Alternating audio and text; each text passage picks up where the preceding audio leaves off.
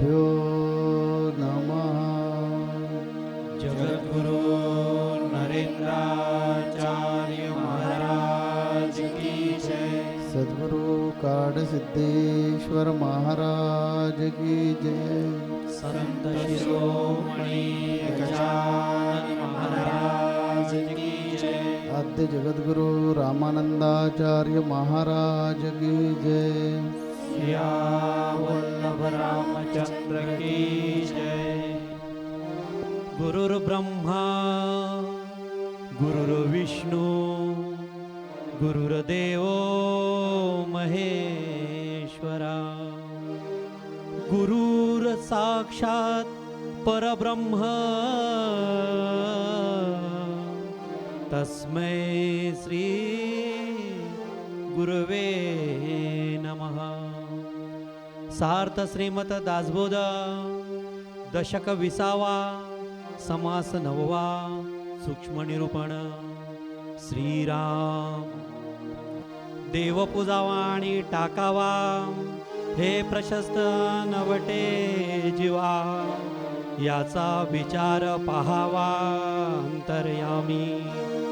देव करी जे ऐसा नाही देव टाकी जे ऐसा नाही।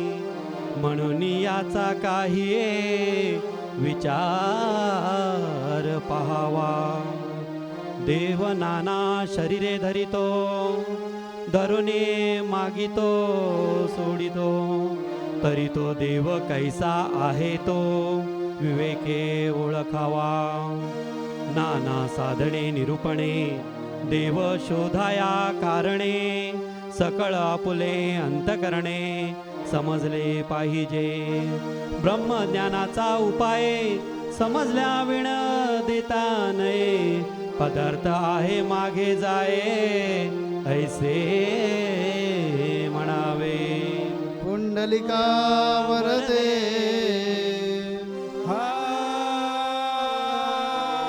हरी विठ्ठल। श्री ज्ञानदेव तुकाराम पंढरीनाथ महाराज की जय। जगद्गुरु नरेंद्राचार्य महाराज की जय। अनंत श्री विभूषित जगतगुरु रामानंदाचार्य श्री स्वामी नरेंद्राचार्य जी के चरण कमलों में वंदन और यहाँ इस सत्संग में उपस्थित सभी श्रोताओं को मेरा श्री गुरुदेव। पिछले समास में हमने देह क्षेत्र निरूपण इस बारे में सुना। उसी क्रम में आज का हमारा विषय है सूक्ष्म निरूपण अर्थात अंतरात्मा परमात्मा का निरूपण। इस समास में श्री समर्थ उस शाश्वत परब्रह्म के बारे में हमें वर्णन करते हैं और परमेश्वर प्राप्ति हेतु योग्य प्रयत्नों को भी हमें समझाते हैं। आमतौर पर बहुत से लोगों को ये इच्छा होती है कि उन्हें परमेश्वर की भेंट हो, ईश्वर की प्राप्ति हो, किंतु वे विवेक के मार्ग से नहीं जाते और साधना की कमी के वजह से अर्थात योग्य साधना की जानकारी न होने की वजह से भी वो परमेश्वर को जान नहीं पाते। अगर हम विचार करें तो हमें ये ज्ञात होगा कि जो शाश्वत रूप से टिकता नहीं अर्थात जो शाश्वत नहीं है वो परमात्मा नहीं हो सकता, वो परमेश्वर नहीं हो सकता, वो परब्रह्म नहीं हो सकता। और इसी बात को हम नहीं समझ पाते और हम क्या करते हैं कि भगवान की मिट्टी की मूर्ति घर में लाते हैं और उसी मिट्टी की मूर्ति की हम पूजा करते हैं, अर्चना करते हैं और अंत में उस मिट्टी की मूर्ति को हम विसर्जन कर देते हैं। उसका हम विसर्जन कर देते हैं जो कि हमारे मन को भी अच्छा नहीं लगता, किंतु फिर भी हम ऐसा करते हैं। इस प्रकार से हमें परमेश्वर की प्राप्ति नहीं हो सकती। परमेश्वर की प्राप्ति हेतु सर्वप्रथम हमें माया को समझना होगा।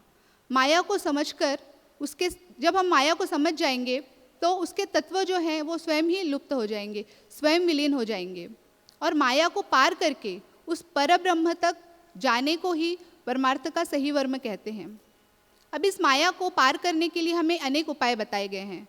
उनमें से सबसे अच्छा उपाय, उत्तमोत्तम जो उपाय बताया गया है वह है आध्यात्म श्रवण। आध्यात्म श्रवण ही उत्तम से उत्तम उपाय है। सद्गुरु की वाणी को, संतों की वाणी को श्रवण करना, इसे आध्यात्म श्रवण कहते हैं। अब सद्गुरु की वाणी को ही अध्यात्म श्रवण क्यों कहते हैं, उनको श्रवण करना? क्योंकि वो अध्यात्म के जानकार होते हैं, वो ही हमें अध्यात्म के बारे में योग्य मार्गदर्शन कर सकते हैं। इसीलिए हमें सद्गुरु की और संतों की वाणी को श्रवण करना है, यही होता है अध्यात्म श्रवण। श्री समर्थ के अनुसार जो ये माया होती है, मूल माया जो होती है, वो संकल्प रूप होती है। हमारा जो ये अंतःकरण है, ये भी उसी का रूप है।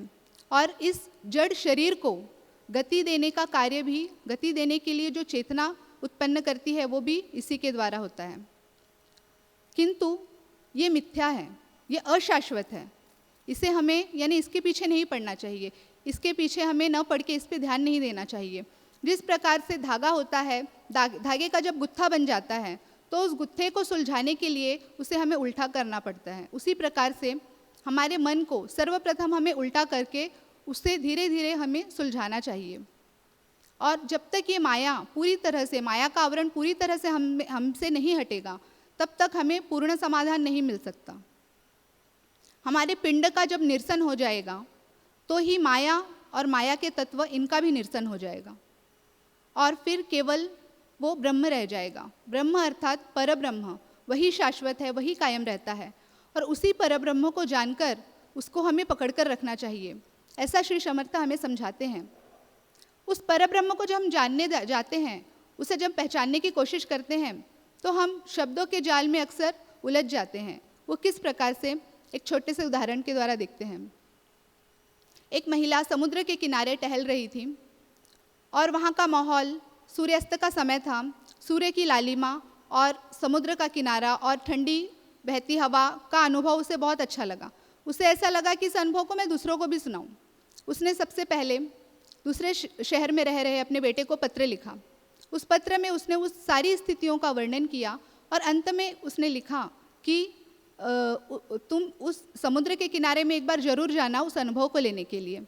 उसका बेटा जब उस पत्र को पढ़ता है तो उसे लगता है कि ये सारी स्थितियाँ तो मेरी माता ने इस पत्र में वर्णित कर दी है, तो मुझे क्या ज़रूरत है उस समुद्र के किनारे जाने के लिए। और दुर्भाग्यवश वो वहाँ जाता ही नहीं और उसे उस अनुभूति का कभी एहसास ही नहीं होता, तो कभी जान ही नहीं पाता कि वो अनुभव कैसा है। ठीक उसी प्रकार से जिन ऋषि मुनियों ने, जिन ज्ञानियों ने, जिन संतों ने उस अनुभव को जाना, उस परमानंद को जाना, उस आत्मानुभूति को जाना, उस संतों ने, उस ऋषि मुनियों ने पत्र रूपी ग्रंथ द्वारा हमें वो ज्ञान के बारे में वर्णन किया। और उस ग्रंथ में, सारे ग्रंथ में उन्होंने उस परब्रह्म का वर्णन किया है, हमें किस प्रकार से जीवन जीना चाहिए इसका वर्णन किया है, उस आत्मानुभूति को कैसे हम जाने इस बात का वर्णन किया है। और अंत में जब वो ग्रंथ समाप्ति के वक्त वो क्या कहते हैं कि हम चाहे कितना भी उस आत्मानुभूति के बारे में वर्णन कर लें, किंतु उसको हम शब्दों में वर्णित कभी नहीं कर सकते। इसीलिए तुम्हें चाहिए कि तुम्हें वो आनंद लेकर, वो अनुभव लेकर ही तुम्हें वो जानना होगा, तभी तुम मुक्ति पा सकते हो। इसीलिए संतों ने कहा है कि तुम्हें उस अनुभव को लेना चाहिए, उस अनुभव को जानना चाहिए। उस अनुभव को हम क्या करते हैं कि ग्रंथ के शब्दों द्वारा खोजते रहते हैं, उस शब्दों द्वारा समझने की कोशिश करते हैं, इसीलिए उस आनंद को हम नहीं पा सकते, नहीं पा पाते, और इसीलिए हम दुखी रहते हैं, दुखी कष्टी रहते हैं। कई लोग इस जगत में ऐसे होते हैं जो परमेश्वर को मानते ही नहीं और उनके अस्तित्व को मानने से संकोच करते हैं। उनके लिए मैं एक छोटी सी कथा यहाँ लेना चाहूँगी। एक बार गौतम बुद्ध एक गांव में गए हुए थे। वहाँ के कुछ लोग अपने साथ एक अंधे मनुष्य को लेकर उनके पास जाते हैं और उनसे कहते हैं कि बुद्ध जी, हे भगवान, हम यहाँ पर अपने एक मित्र को लेकर आए हैं जो कि अंधा है, और जब भी हमारी चर्चा चलती है, जब भी हमारे बीच में किसी बारे में चर्चा चलती है, और नहीं, प्रकाश के बारे में जब हमारी चर्चा चलती है, हम उसे बताते हैं कि उजाला होता है, रोशनी होती है, प्रकाश होता है, तो वो अंधा मनुष्य कहता है कि नहीं, प्रकाश को मैं नहीं मान सकता क्योंकि मैं उसको देख नहीं सकता, उसको जान नहीं सकता। और वो इस प्रकार के कुछ तर्क वितर्क करता है कि हम उससे हार जाते हैं। वो कहता है कि अगर प्रकाश सचमुच है और अगर आँख न होने की वजह से मैं उसे देख नहीं पा रहा, तो तुम मुझे उस प्रकाश का स्पर्श करवा दो, उस स्पर्श द्वारा मैं उसे जानने की कोशिश करूँगा। और अगर तुम स्पर्श नहीं करवा सकते तो मुझे उसका स्वाद ही चखा दो। अगर तुम उसका स्वाद भी नहीं चखा सकते तो कम से कम तुम मुझे उसका गंध सूंघा दो, उस गंध द्वारा ही मैं उस प्रकाश के अस्तित्व को जानूंगा। और अगर तुम इतना भी नहीं कर सकते तो मेरे सामने इस प्रकाश की बात ना करो, क्योंकि मैं फिर उस प्रकाश को नहीं मान सकता। तो इस पर हम क्या करें? हम ऐसा कोई उपाय बताइए कि हम उसे ये बता सके कि वो अंधा है, वो प्रकाश को नहीं देख सकता, किंतु प्रकाश का अस्तित्व तो है। उसी मनुष्य की भांति आज हमारी स्थिति है। हम बोलते हैं भगवान कहाँ है, किधर है, कैसा स्वरूप है, क्या वो खाता पीता है या ऐसा ही है। हम उस भगवान को जान ही नहीं पाते। उस भगवान को जानने के लिए सबसे पहले, जैसे आमतौर पर बाहरी तौर पर हमें प्रकाश को देखने के लिए आँख की ज़रूरत होती है, उसी प्रकार से उस शाश्वत परब्रह्म को जानने के लिए हमें अंतर्मुख होना चाहिए। अंतर्ज्ञान को हमें जगाना चाहिए। अंतर्ज्ञान की आवश्यकता होती है उस परमेश्वर को जानने के लिए। भक्ति रूपी आँखों की आवश्यकता होती है, श्रद्धा की आवश्यकता होती है उस परमेश्वर को जानने के लिए। और इसी प्रकार की बात को सुनकर गौतम बुद्ध उन लोगों से कहते हैं कि अगर उसे प्रकाश को जानने की इच्छा ही नहीं है तो उसे वो कभी नहीं जान पाएगा। किंतु अगर वो सच में प्रकाश को देखना चाहता है, जानना चाहता है, तो तुम लोग उसे मेरे पास व्यर्थ ही लेकर आ गए हो। उसे तुम किसी वैद्य के पास लेके जाओ, डॉक्टर के पास लेके जाओ।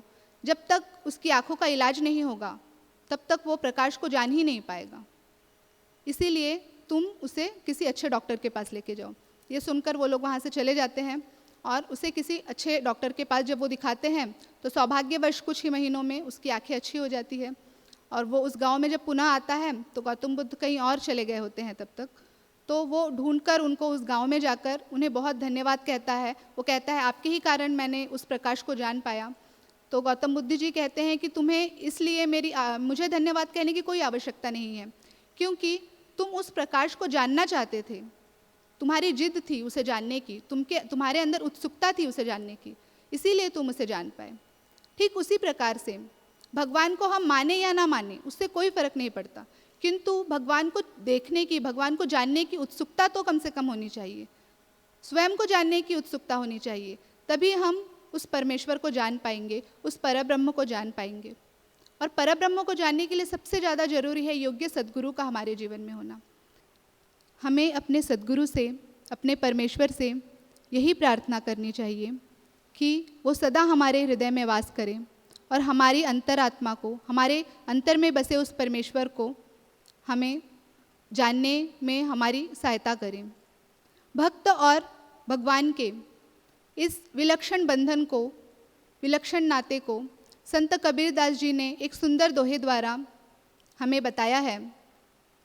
संत कबीरदास जी कहते हैं, बूंद पड़ी जो समुद्र में जानत है सब कोय, बूंद पड़ी जो समुद्र में जानत है सब कोय, समुद्र समाना बूंद में बूझे बिरला कोय।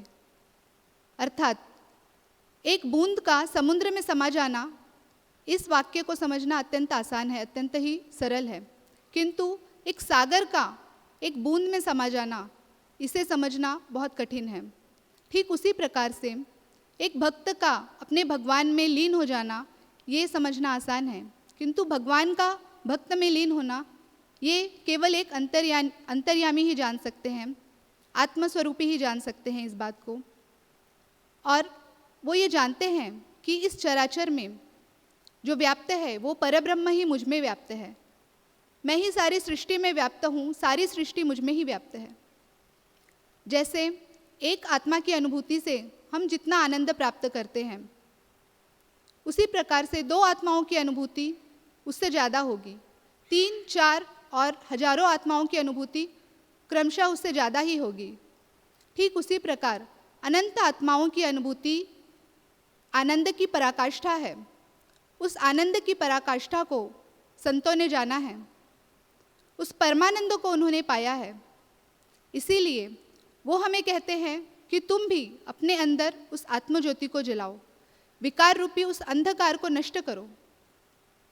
उस विकार रूपी अंधकार को नष्ट हम किन प्रयासों से कर सकते हैं, एक छोटी सी कथा द्वारा हम देखेंगे।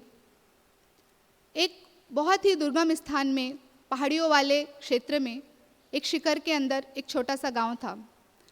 ये बात बहुत पहले की है, जब वो मनुष्यों ने अग्नि को प्रज्वलित करना भी नहीं जाना था, किंतु जब अंधेरा होता था तो वो डर जाते थे, उन्हें भय लगता था।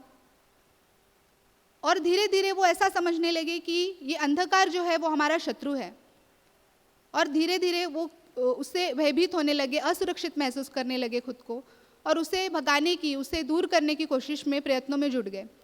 किंतु उन्होंने बहुत ही, हमारे लिए आज के ज़माने में, अभी के लिए हमारे लिए वो बहुत ही मूर्खतापूर्ण उनके प्रयत्न थे। वो ऐसा करते थे कि अंधकार को टोकरी में भरकर खाड़ी में फेंकने का प्रयत्न करते थे, अंधकार को काटने का, हथियारों द्वारा मारने का, उसे ढकेल कर दूर करने का प्रयत्न करते थे। अब अंधकार को इस प्रयत्नों द्वारा कैसे दूर किया जा सकता है? और जब वो आकर देखते थे तो अंधकार में तो एक कण मात्र का भी फर्क नहीं आता था, थोड़ा सा भी अंधकार यहाँ से वहाँ नहीं होता था, और ये देखकर वो लोग बहुत निराश हो चुके थे। किंतु उन्होंने प्रयत्न नहीं छोड़ा था, वो प्रयत्न कर ही रहे थे। एक बार यूं ही वहाँ पर एक राहगीर आया, उसने उनके इस प्रकार के सब लक्षणों को देखा और बहुत वो कंफ्यूज हो गया। उसने सोचा कि आखिर ये लोग क्या कर रहे हैं। उसने एक मनुष्य से पूछा, तो उसने कहा, उसने सारी बात कह सुनाई कि क्या उनके साथ होता है, वो कैसा प्रतीत करते हैं। तब उस राहगीर ने कहा कि आप लोग तो व्यर्थ ही प्रयत्न कर रहे हो। वो हंसने लगा और गांव वालों से बोलने लगा कि ये अंधकार कोई बलवान नहीं है, इसका मतलब ये नहीं है कि आप लोग कमज़ोर हो, ऐसा भी नहीं है, किंतु अंधकार को दूर करने का जो प्रयत्न आप लोग कर रहे हो वो गलत है, वो व्यर्थ है, क्योंकि अंधकार का तो अपना खुद का कोई अस्तित्व ही नहीं है। प्रकाश को जब आप प्रज्वलित करोगे तो अंधकार स्वयं ही नष्ट हो जाएगा। प्रकाश का ना होना ही अंधकार का होना है, और प्रकाश का होना ही अंधकार का नाश है, अंधकार का नहीं होना है। और वो दो पत्थरों को लेकर उसे घर्षण करके उन्हें वहाँ पर अग्नि प्रज्वलित करके दिखाता है। सारे लोग आश्चर्यचकित रह जाते हैं उस प्रकाश को देखकर, सारे लोग खुश हो जाते हैं। ठीक उसी प्रकार से हम क्या करते हैं, अपने विकारों को, काम, क्रोध, मद, मत्सर, लोभ, माया, इन सभी विकारों को एक एक करके बाहर फेंकने का सोचते हैं, अपने अंदर से निकालने का सोचते हैं, जो कि व्यर्थ के प्रयत्न हैं। हमें केवल इतना करना है कि हमारी अंतरात्मा को जगाना है, योग्य सद्गुरु की शरण में जाकर योग्य साधना करके, उनके वचनों को आत्मसात करके स्वयं के अंदर की आत्मज्योति को प्रज्वलित करना है। उस आत्मज्योति के प्रज्वलित होते ही अंधकार स्वयं लुप्त हो जाएगा, अंधकार का स्वयं नाश हो जाएगा। इसी प्रकार से हमें उस अंधकार को नष्ट करके अपनी आत्मा को जानना है, और तब तक जानना है जब तक हमें ये एहसास ना हो जाए कि यही स्वाधीनता है, यही मुक्ति है, यही परब्रह्म है, यही शिव और शक्ति है, यही अर्धनारी नटेश्वर भी है।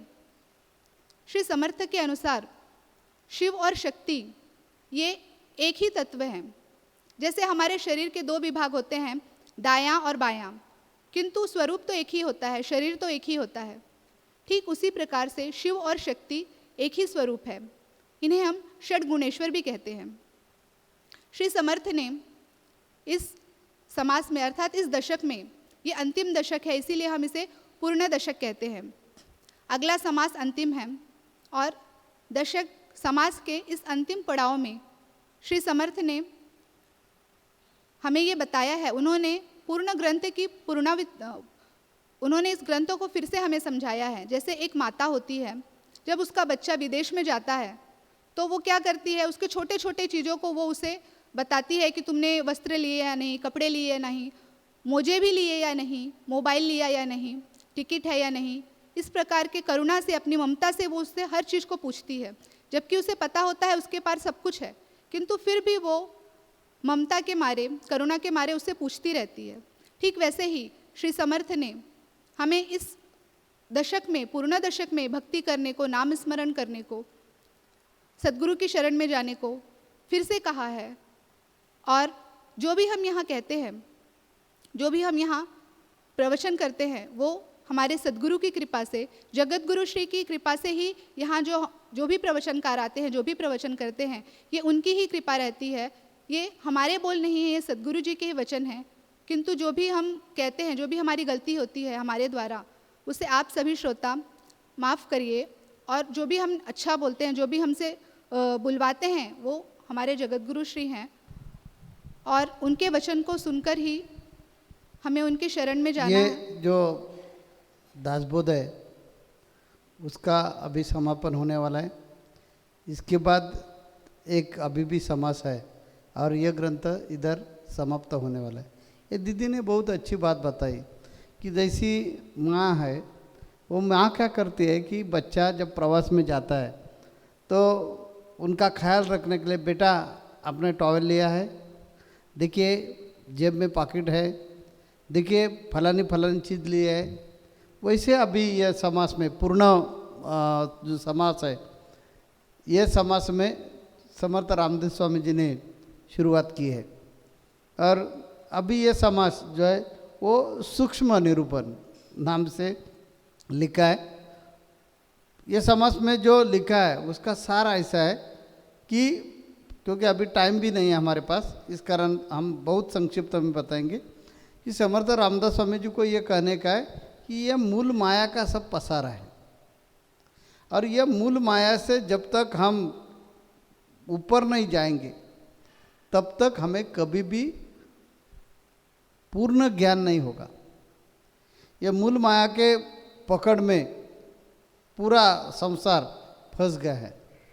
तो यह मूल माया से जब हम आगे जाएंगे गुरु के नेतृत्व में, तब हमें परब्रह्म का ज्ञान हो जाएगा।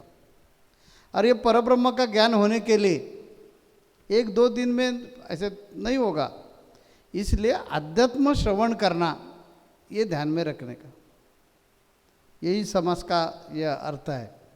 जैसे माँ बोलते हैं कि देखिए आपको कहाँ भी दिक्कत आ गई तो इधर उधर नहीं भटकना चाहिए, क्योंकि आप पराये देश में गए हैं।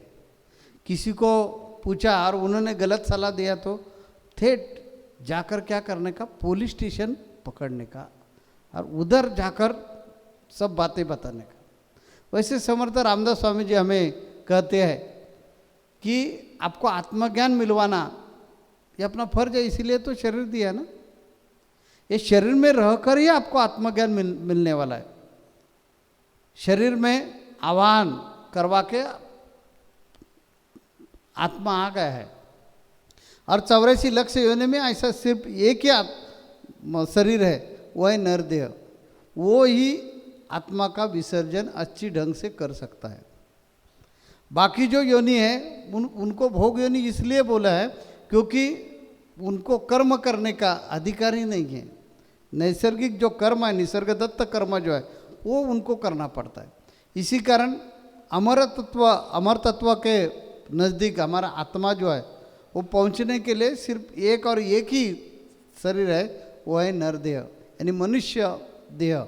ये मनुष्य देह ने प्रयास किया तो आत्मा अमर हो सकता है, आत्मा परमात्मा में जाकर विलीन हो सकता है और उनका विसर्जन हो सकता है। ये विसर्जन करने का है तो मूल माया से बाहर आना चाहिए।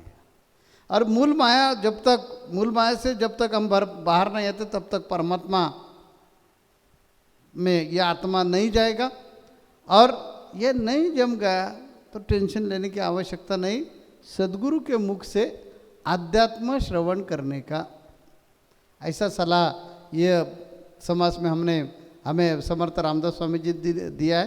और आगे का एक आखिर का समास है, उसमें वो क्या बताते हैं वो सुनकर इधर दासबोध जो है वो ख़त्म होने वाला है। इसी कारण अगले सप्ताह में हमें आना ही पड़ेगा, क्योंकि इतना हमने प्रयास किया सब लोगों ने सत्संग में आने का, और आखिर का जो समास है वो हमने नहीं सुना तो योग्य नहीं होगा। इसी कारण हम सब लोग जरूर अगले सत्संग में जरूर आएंगे, ऐसे आशा रखकर हम हमारे वाणी को विराम दे रहे हैं।